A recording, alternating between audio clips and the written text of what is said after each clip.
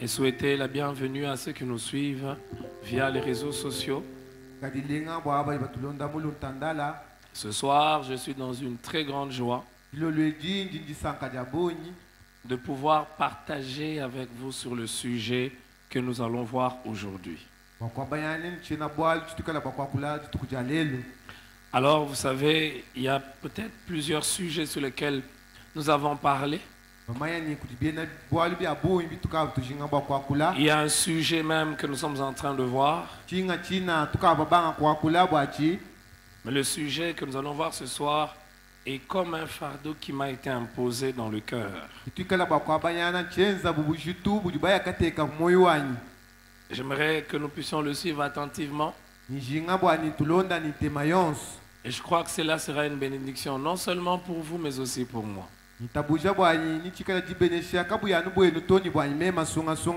Nous allons pouvoir en parler pendant quelques semaines.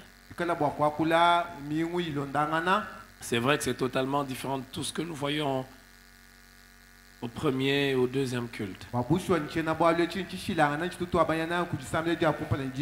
Nous allons parler des habitudes d'un chrétien victorieux. Je ne sais pas s'il traduit cela très bien en Chiluba, mais nous parlons sur ce sujet, les habitudes d'un chrétien victorieux.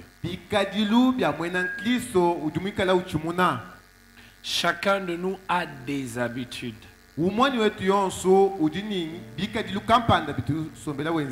Et les habitudes de chacun de nous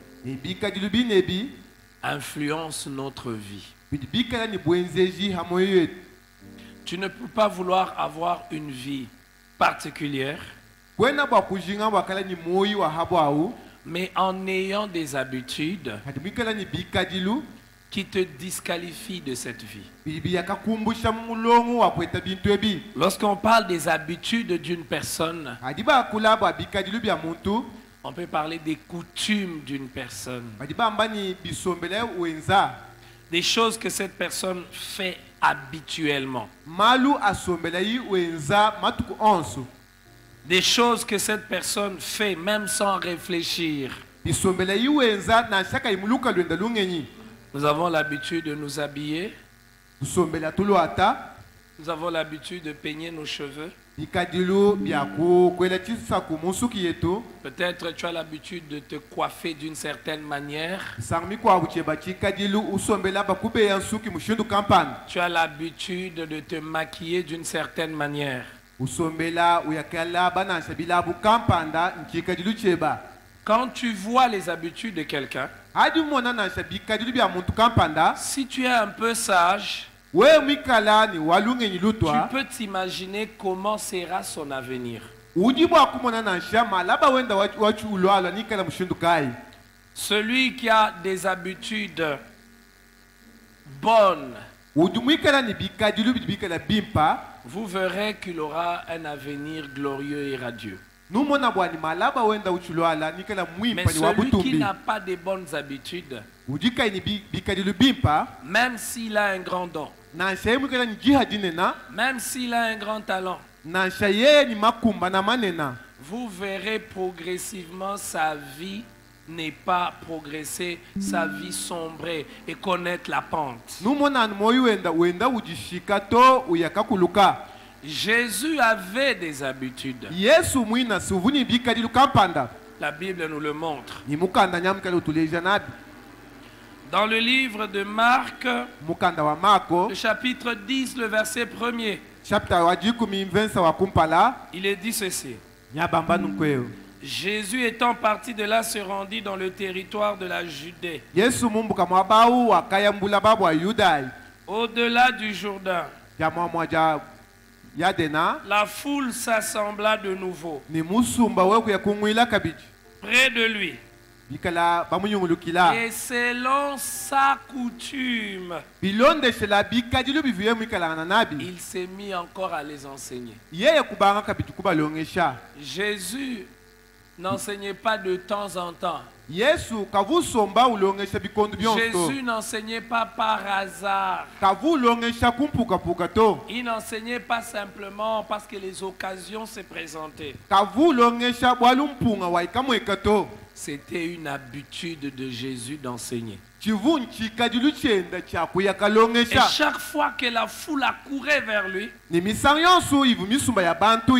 Jésus faisait quoi? Jésus s'empressait d'enseigner. Parce que c'était sa coutume. Quand il voyait une foule s'approcher de lui, qu'est-ce qu'il faisait? Il les enseignait selon sa coutume, selon ses habitudes. Nous voyons encore dans Luc le chapitre 2, le verset 42. Là, il est encore très jeune. Mais on nous parle déjà d'une coutume qu'il avait avec sa famille. Il est dit, lorsqu'il fut âgé de 12 ans, ils y montèrent selon la coutume de la fête. Alors, remarquez, quand Dieu a marché avec le peuple d'Israël, Dieu a voulu leur donner des habitudes. Il leur dit chaque fois, cette fête, vous la commémorez chaque année. Chaque 7e jour de la semaine, c'est un jour consacré à moi. C'est le sabbat. Quand vous vous reposez et que vous le refaites, ça devient une habitude. Et derrière chaque habitude, Dieu avait un message qu'il voulait inculquer dans la pensée de son peuple. Dieu aime les habitudes. Les bonnes habitudes. C'est-à-dire, il aime que certaines choses qu'on le répète. Une habitude, c'est quelque chose que l'on répète. On la répète tellement qu'elle devient comme quelque chose de naturel. Dieu aime les habitudes. Et Dieu donne des habitudes à ceux qui veulent marcher avec lui. Il instaure des fêtes. La fête des tabernacles, la Pâque. Et il leur dit, vous devez le faire régulièrement. Ne le faites pas une fois. Ne le faites pas 2 fois. Faites-les continuellement. Quand vous faites et vous refaites quelque chose, cette chose va entrer dans le domaine des habitudes. Nous voyons encore toujours, alors qu'il s'agit de Jésus. Luc le chapitre 4, le verset 16. Il est dit, il s'est rendu à Nazareth où il avait été élevé. Et selon sa coutume, il entra dans la synagogue le jour du sabbat. Il se leva pour faire la lecture. Jésus avait l'habitude d'aller à la synagogue le jour du sabbat. Il n'y allait pas une seule fois. Il y allait plusieurs fois. Il allait régulièrement. Régulièrement le jour du sabbat, il allait à la synagogue. Jésus avait donc des habitudes. Je peux m'arrêter et essayer de nous poser la question. Quelles sont tes habitudes? Quel genre d'habitude as-tu? Quelles sont ces choses que tu répètes et répètes continuellement? Tu ne peux pas répondre en disant moi je n'ai aucune habitude. Tu as des habitudes. Chacun de nous a des habitudes. Bonnes ou mauvaises. Chacun de nous a des habitudes. Nous allons le voir. Heureux est celui qui a des bonnes habitudes. Mais malheureux est celui qui a des mauvaises habitudes. Dans Luc le chapitre 22, le verset 39, on nous parle encore d'une autre habitude de Jésus. De quelque chose que Jésus répétait continuellement. Quelque chose que Jésus faisait d'une manière répétitive. Il est dit ceci. Après autre sortie, il alla selon sa coutume à la montagne des Oliviers. Il alla où? À la montagne des Oliviers. Selon quoi? Selon ses habitudes. Selon sa coutume. Jésus avait comme coutume d'aller à la montagne des Oliviers. Il allait pour faire quoi? Il allait pour prier. Parce que l'écrivain dit, ses disciples le suivirent. Lorsqu'il fut arrivé dans ces lieux, il leur dit priez afin que vous ne tombiez pas en tentation. Il avait coutume d'aller à la montagne des Oliviers. Mais il allait pour faire quoi? Il allait pour prier. Il allait pour prier. Et quand vous étudiez la vie de Jésus, régulièrement vous allez voir que Jésus très tôt le matin il se levait pour prier. Très tôt le matin, il se levait pour prier. Vous allez aussi vous rendre compte que souvent Jésus, après avoir prêché, il laissait parfois les disciples le précéder.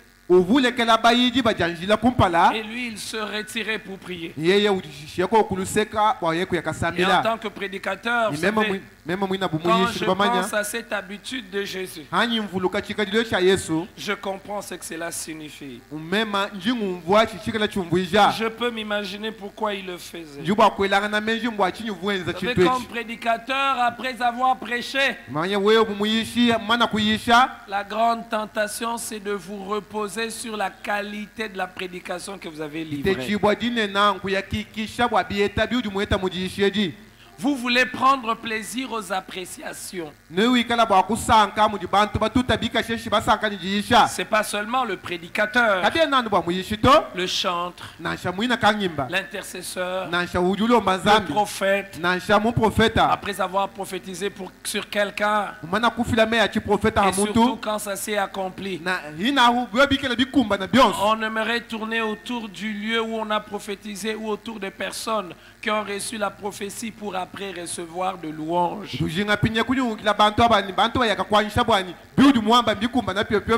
Prier après un grand exploit vous rend humble et vous maintient attaché à Dieu et non pas attaché aux fruits que Dieu vous donne.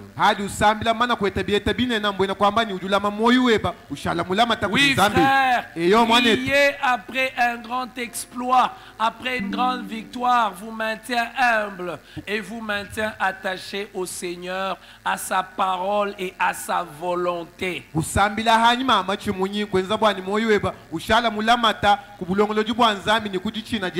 Jésus n'avait pas le temps d'apprécier ce que les gens pouvaient considérer chaque fois de ses prédications, parce qu'après avoir prêché, il allait pour prier.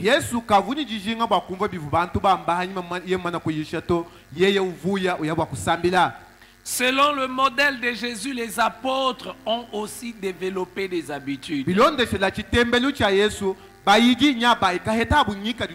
le voyons avec l'apôtre Paul.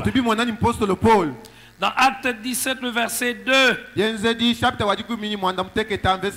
il dit, Paul y entra selon sa coutume pendant 3 sabbats. Il discuta avec eux d'après les Écritures.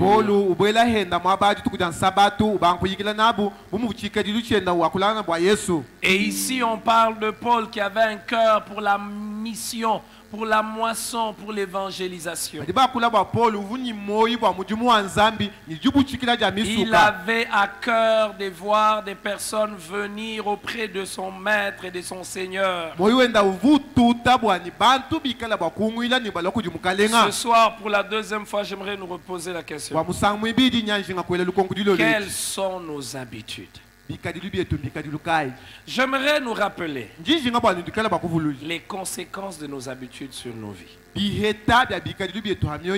Que vous soyez conscient ou que vous n'en soyez pas conscient, nos habitudes ont des conséquences sur nos vies. Premièrement, nos habitudes déterminent la qualité de vie que nous allons avoir. Regardez vos habitudes. Vous pouvez regarder là où vous pouvez déjà voir là où votre vie est en train d'aller. Quelqu'un par exemple qui a pris l'habitude de mentir. De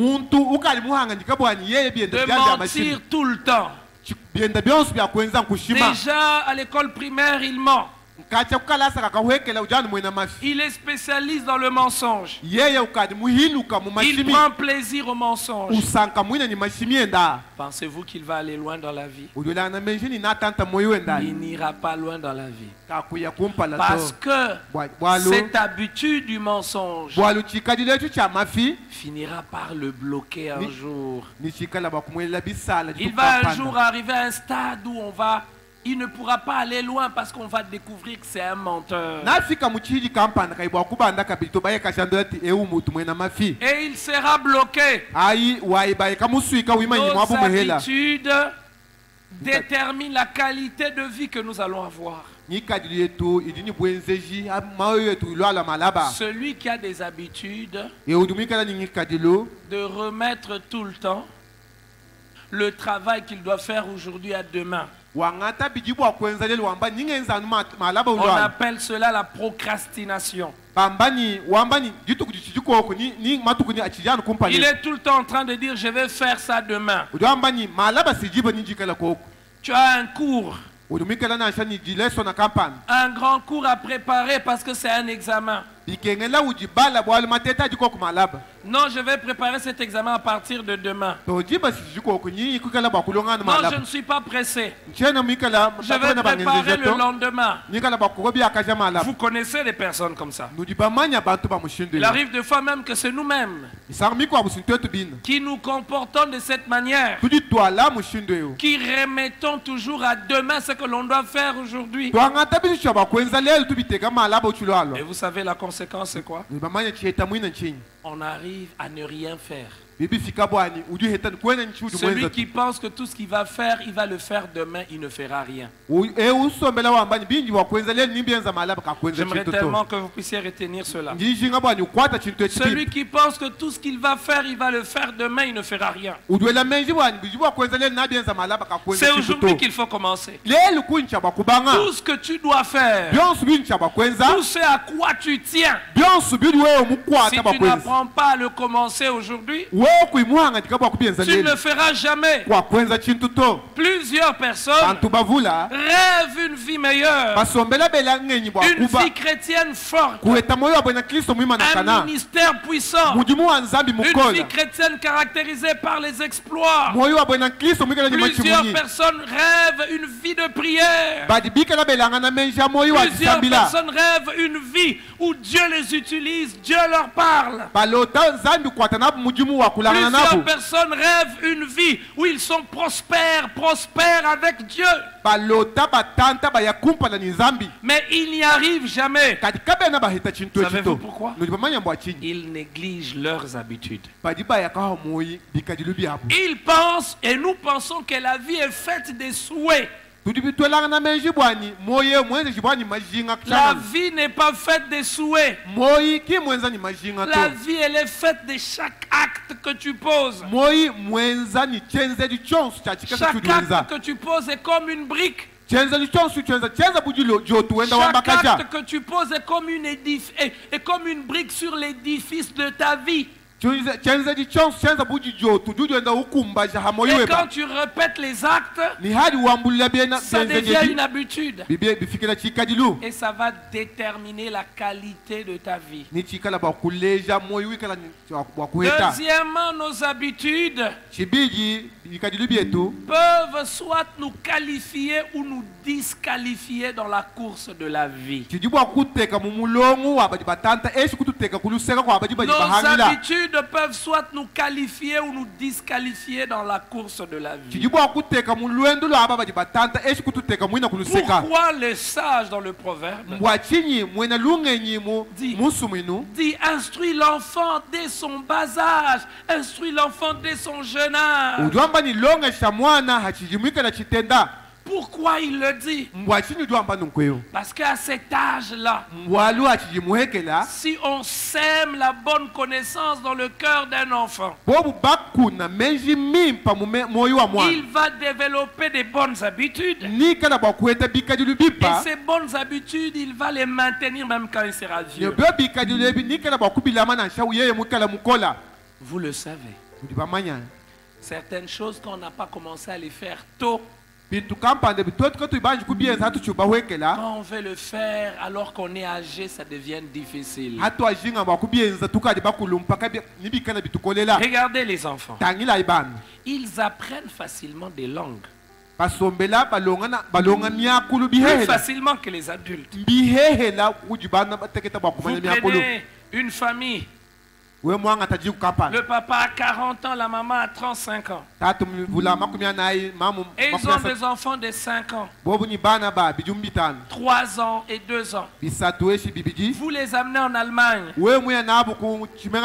Les enfants vont plus rapidement apprendre l'allemand.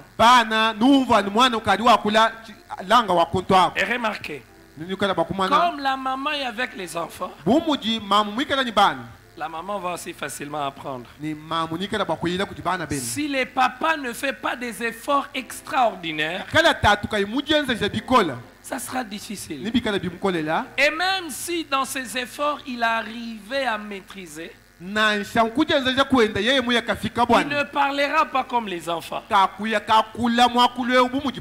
que les enfants à cet âge-là, ils ont des aptitudes pour mieux apprendre. Nos habitudes nous qualifient ou nous disqualifient. Remarquez dans toutes les familles, les familles on prend au sérieux l'avenir des enfants pour qu'ils deviennent des champions, pour qu'ils deviennent des héros. On ne commence pas à les préparer quand ils ont 17 ans. C'est quand l'enfant a 5 ans, 6 ans, que déjà on commence à les préparer. J'ai été frappé. J'ai suivi le documentaire d'une famille. 2 sœurs ont dominé pendant des années le tennis sous le plan mondial. Des sœurs d'une même famille. Même sur internet, vous pouvez trouver des petites vidéos où leur père est en train de leur apprendre. Le désir de leur père, c'était d'en faire des champions. Des championnes, des femmes extraordinaires dans la compétition. J'ai eu l'occasion de suivre un documentaire sur la famille Kennedy. Le grand-père avait un rêve. Que ses enfants puissent dominer la politique américaine. C'est vrai qu'ils ont eu beaucoup de tragédies dans cette famille. Certains qui sont morts dans des crashs d'avion. Mais il y a quand même eu un président Pourquoi? Parce que tôt on a travaillé sur eux. On a voulu qu'ils aient des habitudes. Mais je donne un exemple. Celui qui a l'habitude de prendre de l'alcool et de s'enivrer. Comme nous connaissons des jeunes gens. Il est encore jeune. Il a 15 ans. Il commence à prendre de l'alcool. L'alcool que l'on vend au coin de rue. Voilà le terme approprié. Aujourd'hui, au début, c'est un jeu. Mais puis au début, ça devient une habitude. Ça devient même difficile pour lui d'arrêter. Il va trouver du travail, mais il va aller au travail ivre. On va finir par les chasser au travail. Il va trouver un autre travail. Quand on le paye, le jour où on le paye, il va se tuer en prenant encore. Quelles habitudes as-tu? As-tu des habitudes qui te qualifient ou des habitudes qui te disqualifient? Je sais que les démons agissent. Je sais que les démons bloquent des vies. Je sais que les démons perturbent plusieurs personnes. Mais j'aimerais dire que parfois ce ne sont pas toujours les démons. Parfois c'est nos habitudes. Nos habitudes qui nous bloquent. Occupe-toi de tes habitudes. Regarde sérieusement tes habitudes. Et tu peux changer par la grâce de Dieu la trajectoire de ta vie. Regardez quelqu'un qui se plaint toujours. Je prends tout le temps de vous faire comprendre les conséquences des habitudes sur nos vies. Et puis après, nous allons parler semaine après semaine des habitudes d'un chrétien victorieux. Et nous allons voir comment développer les bonnes habitudes. Et si vous avez l'impression que pendant le culte, il y a quelque chose qui vous aurait passé par la tête, je vais demander que ce soir à 20h ou à 21h, qu'on repasse le live de ce message et que cette semaine, si c'est possible, qu'on le repasse encore 2 ou 3 fois.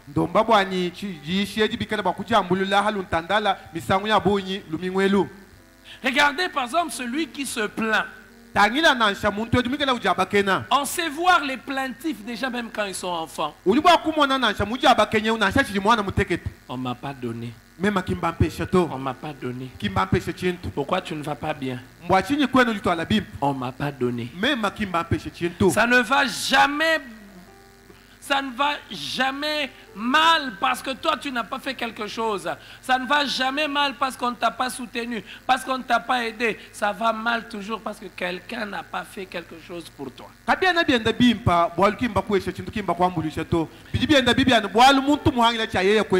Et vous savez, c'est la situation de notre pays. J'aimerais ouvrir une parenthèse pour dire que c'est la situation de notre pays. C'est grave même quand nos dirigeants se plaignent. Il y a quand même des choses que nous-mêmes nous pouvons faire. Qui détourne l'argent pour les hôpitaux? Qui détourne l'argent pour faire les routes? Qui détourne l'argent pour construire les écoles? Qui ne veille pas à ce que les enseignants soient bien payés, que la qualité, là, lorsqu'on enseigne nos enfants, que ce soit vraiment des véritables hommes? Vous savez qu'est-ce que nous faisons? Nous nous plaignons. La communauté internationale.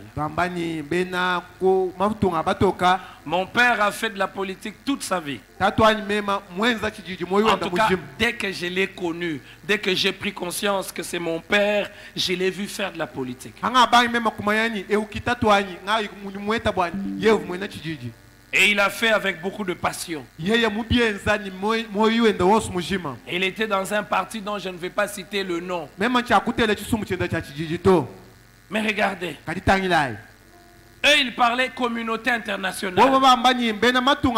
Communauté internationale. Et moi-même, enfant, je ne comprenais pas. Communauté internationale, ça voulait dire quoi? Mais aujourd'hui, moi, son enfant, alors que nous sommes déjà la génération qui les remplace,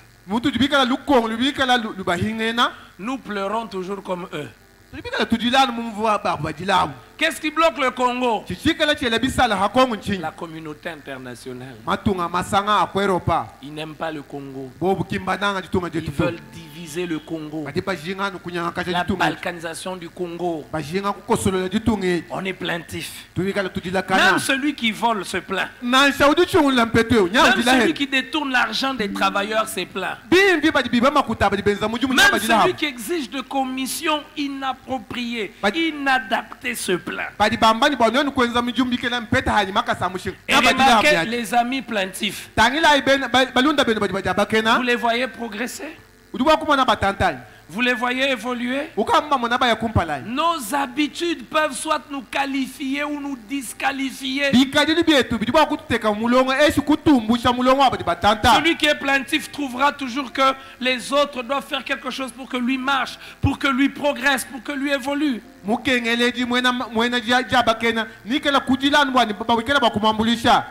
Et parfois nous amenons cette mentalité congolaise même dans la vie chrétienne. Ça ne marche pas, les démons.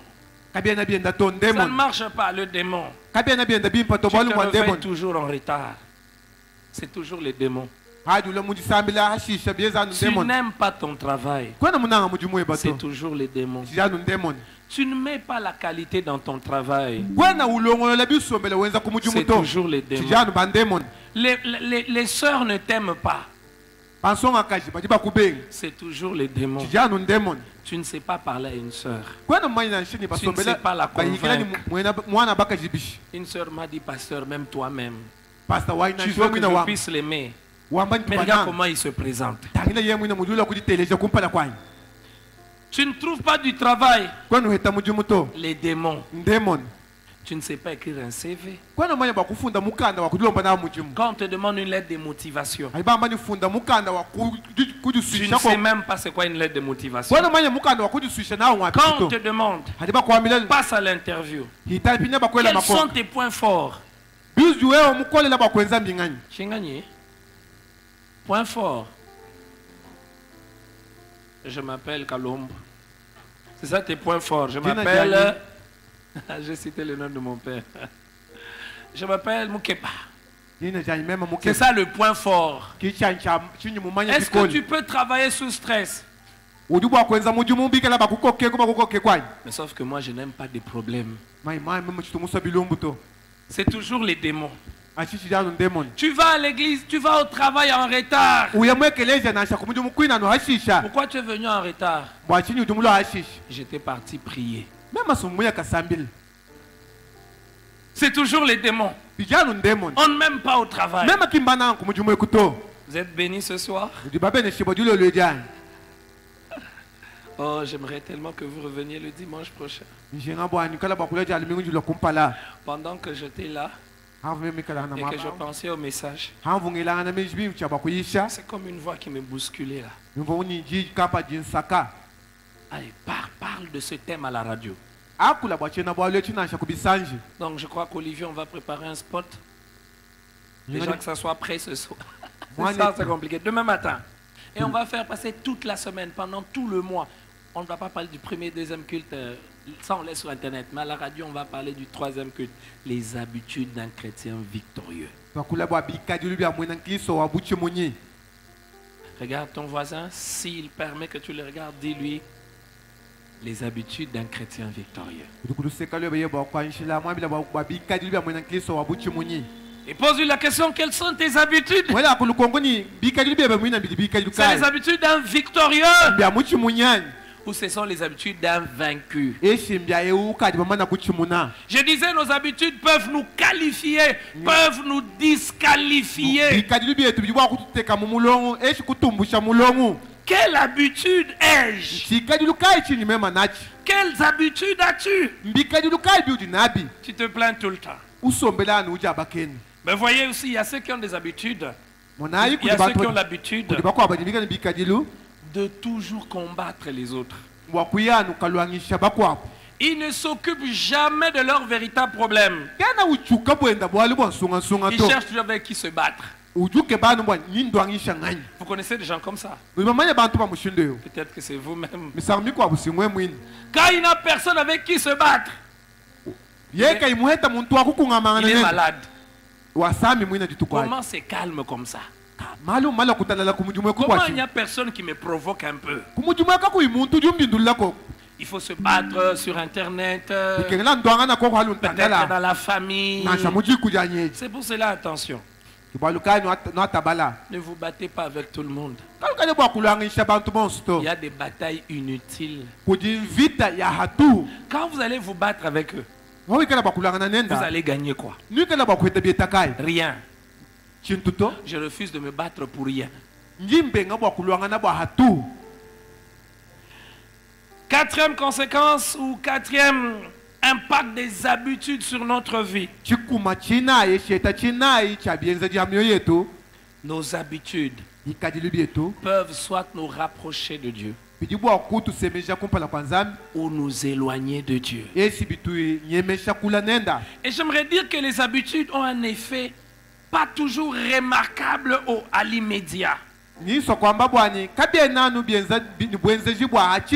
y a des choses quand tu les regardes, c'est pas mauvais. Mais en fait, au fur et à mesure que tu le fais, ça t'expose à ce qui est mauvais. Je m'excuse.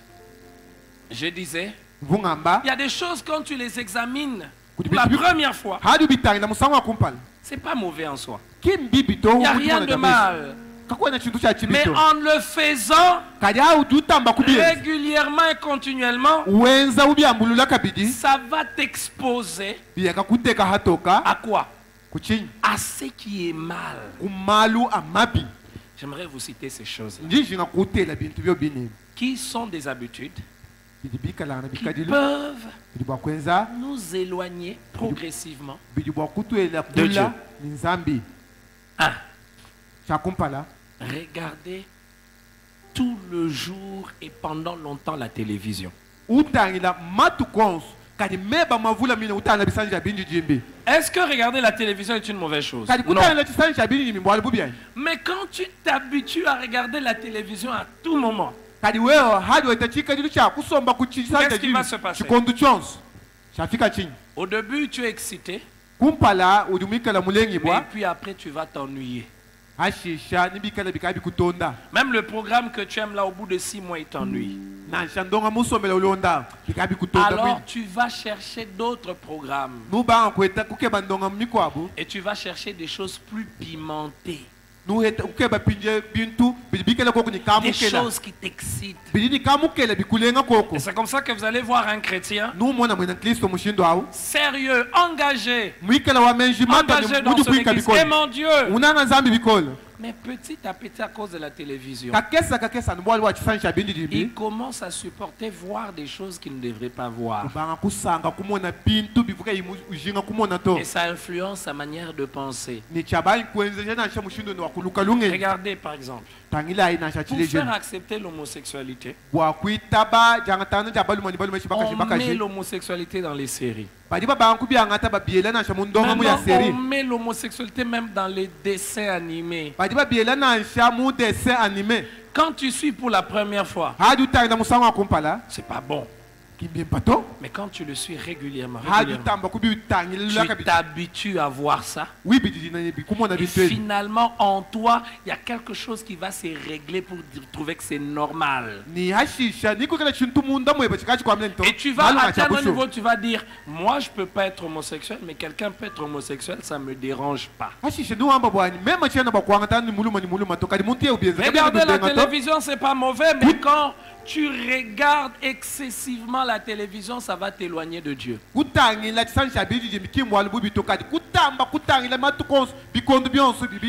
autre habitude, parce que j'ai dit que les habitudes peuvent soit nous éloigner de Dieu, soit nous rapprocher de Dieu. Être continuellement sur les réseaux sociaux. Quand vous êtes continuellement sur les réseaux sociaux, ça peut vous éloigner de Dieu. Je ne dis même pas ça peut, ça va vous éloigner de Dieu. Chaque fois que tu te connectes, as-tu un objectif? Pourquoi est-ce que tu te connectes? L'Internet n'est pas une mauvaise chose. Avec l'Internet, on peut faire des choses formidables. Si maintenant là, il y a des gens qui nous suivent à partir de chez eux, qui nous suivent en Angola, qui nous suivent à Paris, c'est par l'Internet. Mais l'Internet peut aussi devenir un instrument qui éteint ta foi. Quand tu te connectes, tu ne sais pas. Chaque fois que tu prends ton téléphone, pose-toi la question, je cherche quoi? Tu verras que parfois on se connecte pour rien. Et le piège c'est tombé dans ce qu'on appelle le scrolling.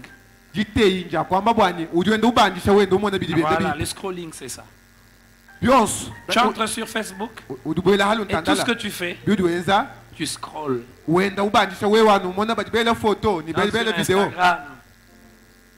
Tu scrolles. Ouh, le pasteur Marcelo. Ouh, qui encore? Ah, cette soeur, ça fait longtemps que je l'avais vue. Ce serviteur de Dieu. Ouh, il prêche bien. Et puis après, elle ne s'est pas bien habillée. C'est pas bien habillé. Le diable est mauvais. Hein? Il détruit les enfants de Dieu. Hein? Aujourd'hui, tu passes. Demain, tu vas encore passer. Mais le lendemain, tu ne vas plus passer. Parce que chaque image que tu as vue reste dans ta tête. Regardez ceux qui font de la publicité. Pardonnez-moi, je ne parle pas de la publicité que l'on fait ici. On veut parler d'un comptoir de diamants. On fait 5 minutes, on parle.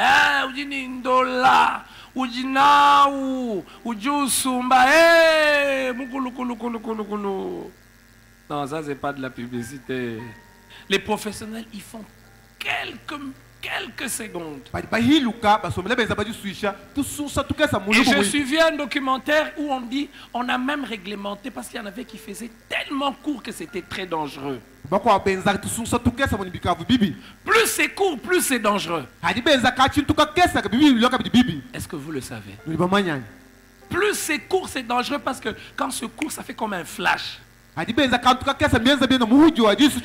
déjà été devant un photographe? Bien sûr. Nous sommes dans la génération shooting. Le jour avant l'anniversaire, on va se shooter. Quand on vous prend une photo, il y a le flash. Et ça s'allume et ça s'éteint. C'est tellement rapide. Mais ça laisse quelque chose en vous. Et parfois, quand c'est court comme ça, ça reste. Alors tu verras l'homme de Dieu. J'entre sur internet pour suivre les prédications. J'aime beaucoup les prédications. En même temps qu'il suit les prédications, en même temps, il laisse 5 minutes pour regarder comment ces jeunes filles sont mal habillées. Au début, ça sera 5 minutes. Ça va devenir 10 minutes. Ça va devenir 20 minutes. Ça va devenir 1 heure. Et puis ça devient toute une vie. Il met ses mégas. Il recharge le data seulement pour ça. L'essentiel qu'il doit le faire, il le fait pendant 20 minutes. C'est pourquoi il entre sur internet, il le fait pendant 20 minutes. Mais les choses inutiles vont le prendre 2 heures. La musique qu'il ne peut pas entendre publiquement, devant tout le monde, à cause de son statut, sur internet il va l'entendre. J'ai entendu un parent dire, aujourd'hui tu ne peux même plus interdire à ton enfant ne sors pas. Parce que si tu l'interdis, tu lui dis ne sors pas.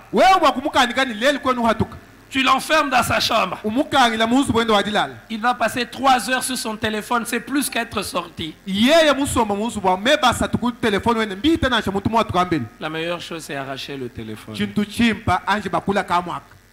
Et vous savez même, il y a des gens, dès que son téléphone est perdu, il n'est pas en paix. Parfois, il ne manque pas de paix parce qu'il y a des données importantes. Non, il ne manque pas de paix parce qu'on risque de découvrir des choses. C'est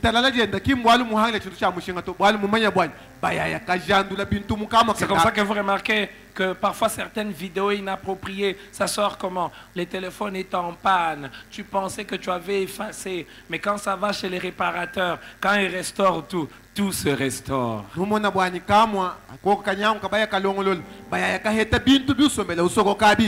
Est-ce que ton téléphone peut témoigner de ta foi?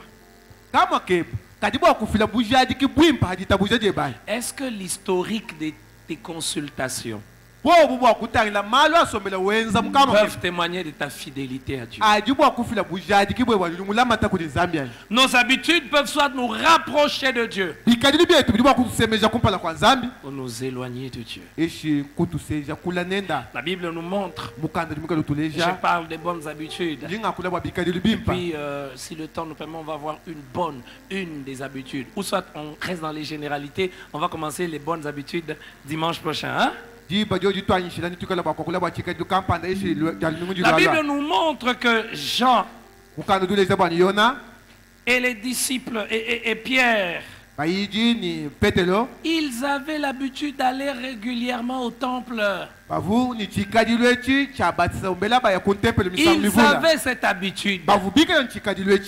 C'était pas quelque chose qu'ils faisaient un temps ou pendant une saison. Ils avaient l'habitude. Et c'est dans leur habitude qu'ils vont rencontrer les paralytiques. Vous voulez que je vous dise quelque chose? Vous me promettez que vous n'allez pas oublier cela. Les véritables champions dans la vie, même dans la marche avec Dieu, ce sont des personnes qui ont fait que leurs habitudes de vie puissent précéder les opportunités qui peuvent arriver. C'est-à-dire, les opportunités arrivent et les trouvent avec des habitudes. Et ce qui fait qu'ils n'ont pas besoin d'efforcer quand les opportunités se présentent. Quand les opportunités se présentent, ils ont déjà ce qu'il faut. Regardez les boxeurs. Il prend l'habitude de frapper, donner de coups. Il prend l'habitude de développer l'endurance. Le jour où il a un match de championnat, c'est pas le match de championnat qui le rend champion, mais ce sont les habitudes qu'il a développées qui font que quand il a un match de championnat, il a ce qu'il faut pour être champion. Je te pose la question. Je me pose la question. Avons-nous ce qu'il nous faut pour être des chrétiens victorieux, pour être des chrétiens inébranlables, des chrétiens inébranlables? Vous savez, ce mot m'est revenu. Non, ce mot m'est venu en tête toute la semaine passée. À partir du mercredi soir, quand on a commencé à publier les extraits de notre conférence, de notre retraite avec les jeunes, et qu'il y a eu une sorte de réaction. Ce mot m'est venu en tête. Inébranlable. Le véritable chrétien doit être inébranlable. Inébranlable dans les valeurs. Les valeurs que je dois avoir, je les aurai. Que je sois à Mbujimaï, que je sois à Paris, que je sois à Dubaï, je serai inébranlable dans mes valeurs. Le véritable chrétien, Je peux vous dire une chose. Hein? Vous permettez que je vous dise. Quand vous prêchez sous l'onction du Saint-Esprit, vous oubliez même la fatigue. Vous vous sentez même fort. Et ce soir, je sais que je prêche sous l'onction du Saint-Esprit. Je me sens fort. Je peux encore ajouter une 4e prédication. Le Seigneur m'a appris que prêcher sous l'onction du Saint-Esprit, ce n'est pas seulement crier. Prêcher sous l'onction du Saint-Esprit, c'est pas seulement s'agiter, non. Je referme la parenthèse. Inébranlable dans les valeurs. Quand je suis pauvre, je vais garder les valeurs. Quand je suis riche, tout ce qui aura changé, c'est mes avoirs. Mais en dehors de cela, je reste la personne disciplinée, la personne qui aime, la personne qui pardonne. Et remarquez, les disciples, ils étaient inébranlables. Pensez-vous que quelqu'un qui n'a pas l'habitude de louer le Seigneur peut le louer lorsqu'il est emprisonné, lorsqu'il est dans une prison et qu'il n'a pas d'opportunité ou d'espoir pour sortir? Ce que tu vois un vainqueur faire en public, rassure-toi qu'il a fait cela plus de 1000 fois en secret. Pensez-vous que Paul et Silas, ils ont loué Dieu seulement le jour où ils se sont retrouvés en prison? Celui qui n'a pas l'habitude de louer Dieu quand il est libre, il ne pensera pas à louer Dieu quand il sera en prison. Parce qu'en prison, quelqu'un a dit quelque chose. Quand on est dans des moments difficiles, ce sont nos habitudes qui nous aident à tenir. Je répète, quand on est dans des moments difficiles, ce sont nos habitudes qui nous aident à tenir. Ce que tu n'es pas, tu ne le seras jamais quand les choses sont compliquées ou difficiles. C'est pour cela, c'est quand tout va bien qu'il faut bâtir des bonnes habitudes. Parce qu'ils avaient l'habitude de louer Dieu quand tout allait bien. Quand ils se sont retrouvés en prison, on va le louer quand même. On va le louer quand même. Vous savez, il y a des habitudes qui deviennent des choses comme vital. Regardez les gens qui se droguent. Ils développent ce qu'on appelle en médecine une addiction. Et ça fait que quand il manque la drogue, il tombe malade. Il va développer des signes de manque. Il y a aussi des personnes qui ont développé une addiction à l'alcool.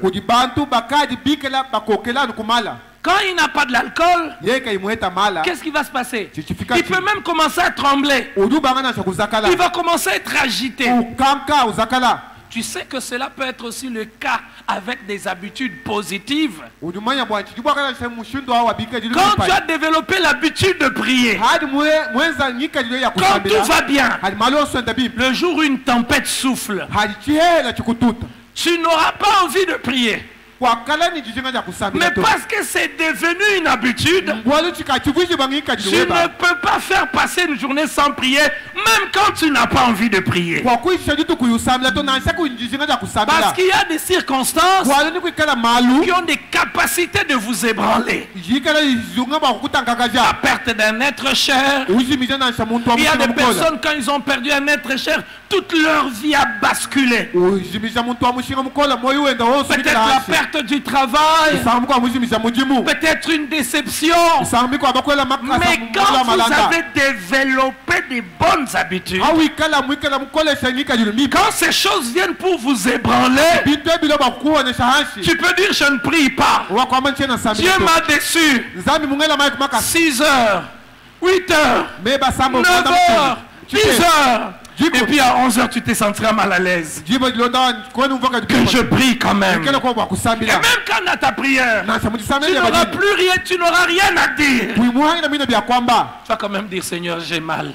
Seigneur, je ne sais pas quoi dire. As-tu développé des habitudes qui peuvent te permettre de rencontrer les tempêtes de la vie?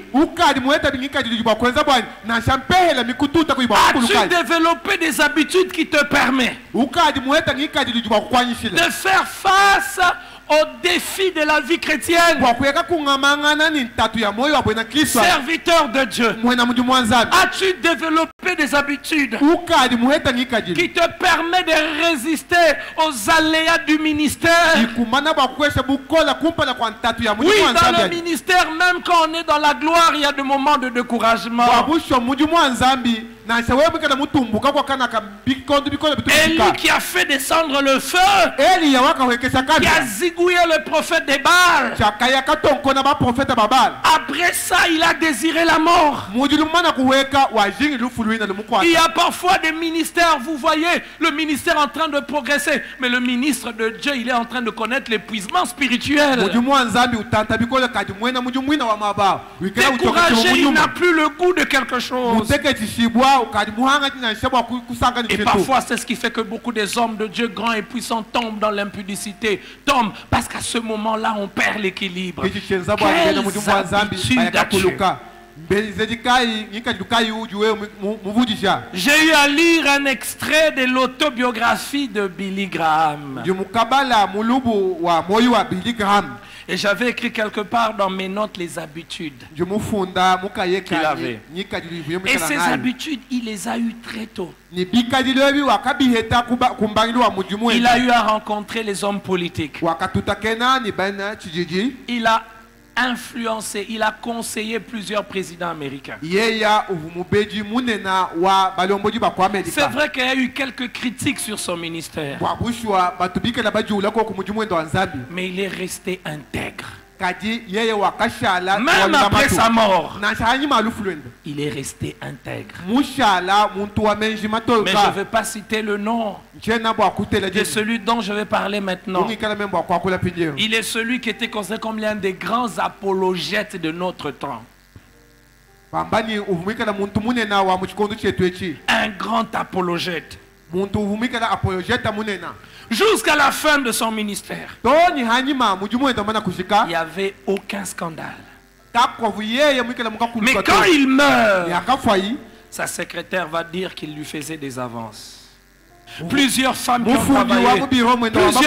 ont travaillé autour de lui vont commencer à révéler des choses. Et malheureusement, c'était des choses vraies.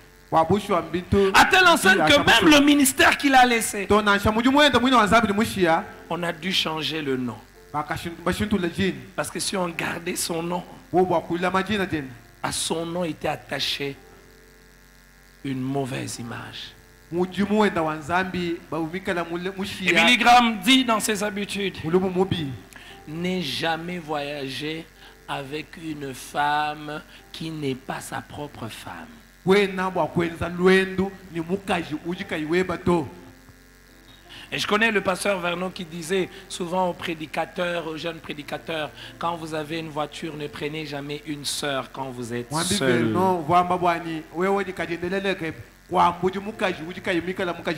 Petite habitude. Mais ça peut vous préserver de beaucoup de choses.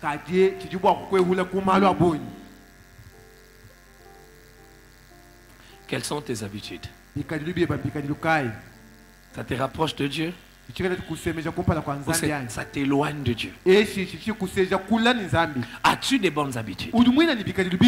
Nos habitudes peuvent soit nous éloigner de Dieu et nous rapprocher de Dieu. Et les disciples, ils allaient tout le temps au temple. Ils allaient régulièrement au temple. Ça les rapproche de Dieu.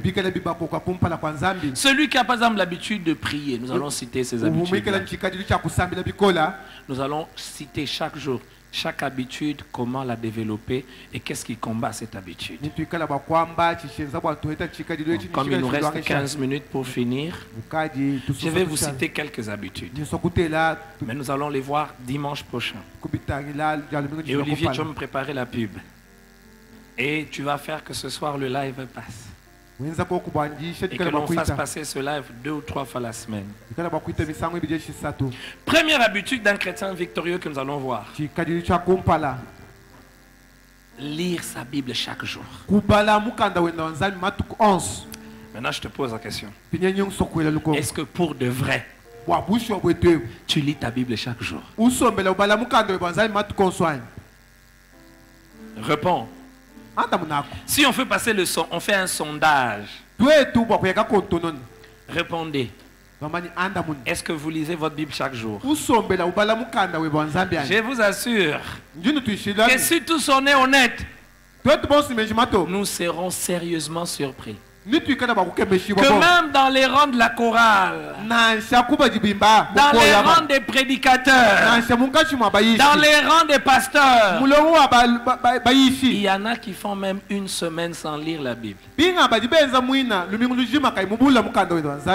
Nous allons voir pourquoi lire la Bible est vital. Pourquoi lire la Bible chaque jour est important. Comment être capable de lire sa Bible chaque jour? Que faire quand en lisant ta Bible tu t'ennuies?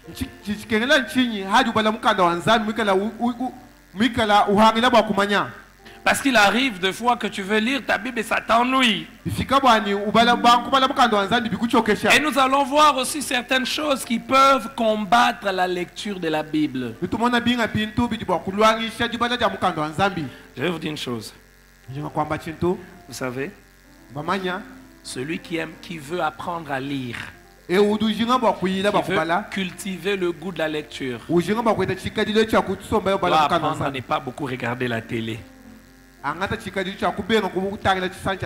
ne pas beaucoup regarder des vidéos sur Internet. Pourquoi? Parce que la lecture exige le développement de notre capacité d'abstraction. C'est-à-dire, je lis quelque chose, mais je le vois dans mon esprit. La télé rend paresseux, mais les livres ne vous rendent pas paresseux. Celui qui regarde trop la télé, quand il va suivre même un discours comme ça, pendant 1 heure il va s'ennuyer. Parce qu'il est comme un enfant. Pour qu'il lise un livre, il faut qu'il y ait des photos. Mais un adulte doit être capable de lire même s'il n'y a pas de photos. Mais moi je connais des adultes, hein. Peut-être même vous êtes là, hein. Même un livre de 5 pages, s'il n'y a pas de photos, il ne peut pas lire. Ça va l'ennuyer. Dès qu'il reste, il tourne, il tourne, il tourne. La première chose, quand il a un livre, il cherche les photos. Il tourne, il tourne, il tourne. Quand il n'y a aucune photo, ici on ne fait qu'écrire, écrire, écrire, écrire. La télé nous rend aussi comme ça. L'internet nous rend aussi comme ça. Il faut toujours que l'on voie. Et ceux qui regardent trop la télé, leur capacité de réflexion baisse. Est-ce que vous le savez? J'ai l'impression que vous êtes surpris d'apprendre ça. Ceux qui regardent trop la télé ou trop les vidéos sur Internet, leur capacité de réflexion baisse. Votre cerveau ne sera plus capable de faire un exercice de réfléchir d'une manière abstraite. C'est comme ça qu'il y a des personnes, quand vous les laissez 10 minutes pour réfléchir, la tête me fait mal. Mais il peut regarder la télé 3 heures, 4 heures. La tête ne lui fait pas mal. Et la conséquence, il ne peut même pas lire 2 chapitres. En plus, la Bible avec les petits écrits comme ça. Et surtout s'il tombe sur chronique. Un chronique. Je vous prends un peu chronique. Hein? Il y a même quelqu'un qui dit chronique. Chronique. Il y a quelqu'un qui ne sait pas qu'il y a des livres de chronique dans la Bible.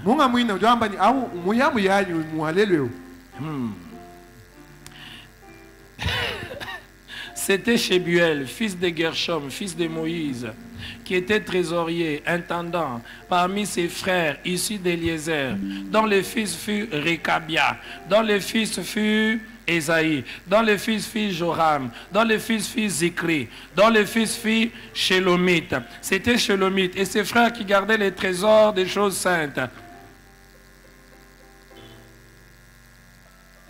Tel engendra tel engendra. Dès que tu dis ça, Amen, Amen,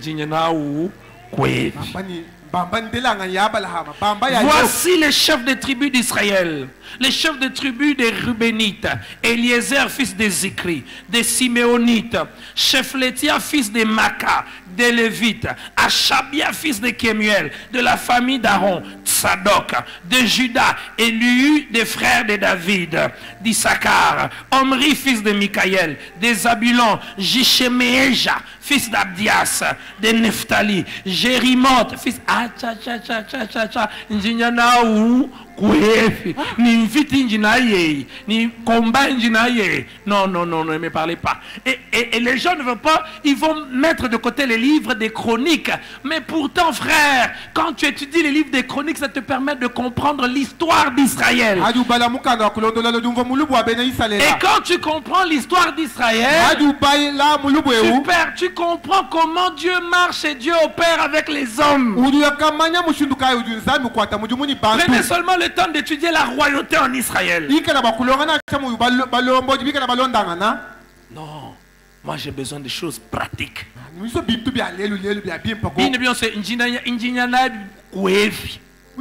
C'est comme un étudiant en médecine. Il entre en premier graduat. Mathématiques, physique. Vous savez comment on avait réagi? Comment on réagissait? Moi je fais la médecine. Hein. On dit comment? Est-ce que pour piquer quelqu'un, il faut les mathématiques? On fait souffrir pour rien. Moi je veux commencer à piquer seulement les gens. J'irai où avec les intégrales? Le problème ce n'est pas tu iras où. Ça structure ta pensée. Les mathématiques structurent ta manière de réfléchir. Il en est de même avec la Bible. Ah, j'ai dit que j'allais vous citer. Hein. Deuxième habitude que nous allons voir. Avoir chaque jour un temps avec Dieu. Nous allons voir comment on peut avoir un temps chaque jour avec Dieu. Est-ce que tu as un temps chaque jour avec Dieu? Avoir un temps chaque jour avec Dieu, c'est différent de prier chaque jour. Deux choses totalement différentes. On peut prier chaque jour mais ne pas avoir un temps avec Dieu. Bon, je vais m'arrêter là. Pose, non, je vais vous citer quand même. Hein. Pose la question à ton voisin. La dernière fois que tu as eu un temps avec Dieu, c'est quand? Dis-lui, réponds-moi quand même. Le charisme. Réponds ma soeur. Réponds frère. Est-ce que cette semaine tu as eu un temps avec Dieu? Ma soeur, pose la question au frère qui est assis à côté de toi. Frère, réponds. Est-ce que tu as eu un temps avec Dieu? Mais quand tu viens à l'église, tais-toi bas. Quelqu'un qui a les promesses. Parfois quand je regarde le chrétien congolais,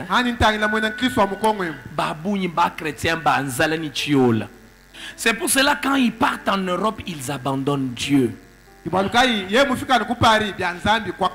Quelqu'un m'a dit, hein? Bon, je n'ai pas encore été en Europe, mais je pense que j'y serai très bientôt. Quelqu'un m'a dit, si tu vois quelqu'un aller en Europe et rester un véritable chrétien, c'est qu'il est vraiment chrétien.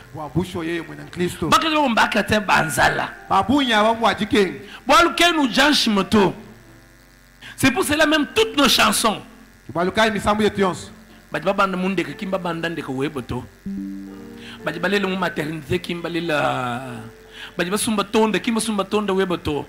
Izine Mercedes qui m'a to, que tu regrettes to, que tu regrettes to, tant que izine wa Mercedes jusqu'au, nous sommes ba Mercedes weba, amba amena, amena, amena babel mon babaka qui m'appelle mon baka e bato amena we bo amena oh la la binyo jibu juju sel binyo jibu juju bandandeka. C'est comme ça que vous voyez certains étudiants, ils sont chrétiens quand ils sont à l'université.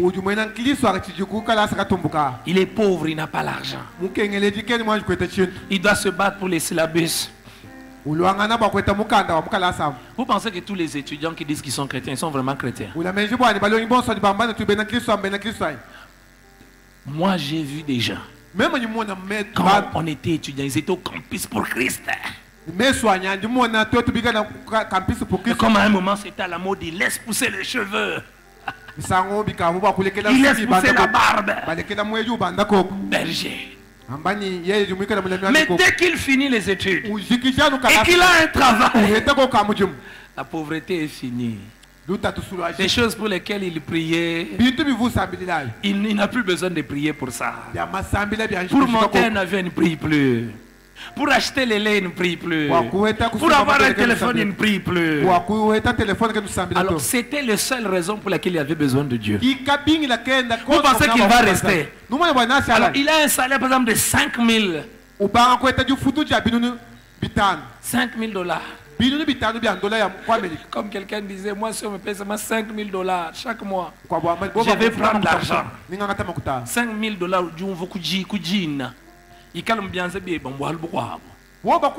c'est combien? 50 billets de 100 $. Hein? Imagine pas un peu. Un billet seulement de 100 $. Quand c'est dans ta poche, tu as l'impression que les billets te parlent. Tu es devenu riche. Tu es devenu riche. Tu es devenu riche. Quand tu marches là, tu as l'impression que l'argent te parle. Attention, on risque de voler. Attention, on risque de voler. Mais tu as 50 billets. Quelqu'un a dit, moi on me paye comme ça. Je prends tous les 50 billets. Je mets sur les lits. Et puis je regarde. J'étale. Est-ce que tu vas garder la foi? Tu vas rester fidèle à Dieu. N'allons même pas de ceux qui sont en Europe. Même ici en Bushman, il y a des gens, seulement le mariage. C'est fini, il perd sa foi. Parce que c'est pourquoi il priait. Le mariage. Le mariage. Dès qu'il se marie,